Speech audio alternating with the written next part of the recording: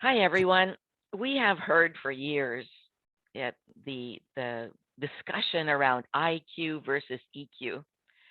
And I remember back in the 90s when I was starting my business that a lot of people didn't know what EQ was. We knew IQ, right? That's that left hemisphere type of idea, the how we analyze, how we sequence, but very rarely have we discussed EQ. And so, what I'd love to do today is have a discussion around IQ versus EQ.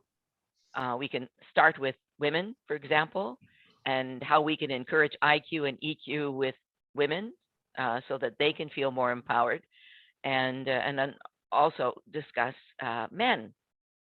So here's my experience. I'll start it off, and my experience with my clients as a trainer and as a coach is that women have traditionally a higher or faster access to their emotional quotient. We all have emotional quotient, whether you're a male or a female, but women seem to have faster access to it. And I think it's because we are hardwired to have children. So we know how to access that nourishing ability that we all have. So I love to see my female clients tap into that EQ power. And also, I love to see them tap into their IQ power. So again, let's establish the difference. IQ is your intellect, your ability to analyze and sequence, and your EQ is the side where you can really build relationships, right? Where you develop your creative side, and it's also your connection to spirit, to God. And so we have been conditioned throughout our business lives to focus on our IQ, right? To use our IQ, because that's how we're going to grow our business. But we all know that the businesses of today, the best ones and the ones in the future, are the ones who tap into that emotional quotient, because business is really all about relationships, isn't it? Mm-hmm. Thoughts? Mm-hmm. Lots of thoughts. As you were talking about your coaching and your training business, and me thinking back of my experience, like advising and consulting with businesses and corporations and leaders and executives, and particularly women versus men. Generally, I agree with you. I think they're women as females, we have a very natural ability to tap into emotions and kind of make that a part of the equation. What I have found, though, to be true with the clients and companies I work with, and particularly female leaders, was that something really interesting happens, that oftentimes the men were more of those that had more of the emotional intelligence and were really wondering and asking how people were doing and taking a moment and feeling more secure in who they were, versus the women that were in leadership roles. And that is very intriguing and actually very interesting to me that is the case. And I came to the conclusion that the female executives I work with that were more, or that were less of the emotional intelligence, the challenge was that it seemed that their ego came into play. Their ego, their power, their desire to have the say-so, to have the last word, to be the decision maker.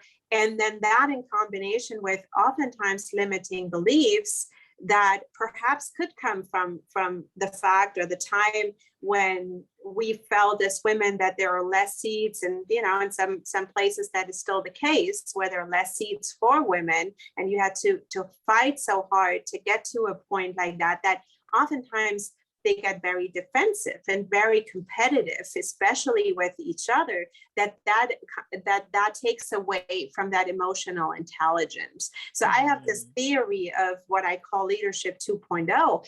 What if we as female executives or as female leaders work with other women and really empower each other in that. So we can tap into these, what I call superpowers of emotional intelligence, because let's face it, emotional intelligence is rarely taught in schools. Like when you're little, I mean, if anything, then it's maybe if you, at least in my experience, you grow up and as a girl, you're supposed to be kind, you're supposed to be nice, you're supposed to be this and that and the other thing. But when it comes to school, it's your grades, it's how well are you doing in school, it's your intellect.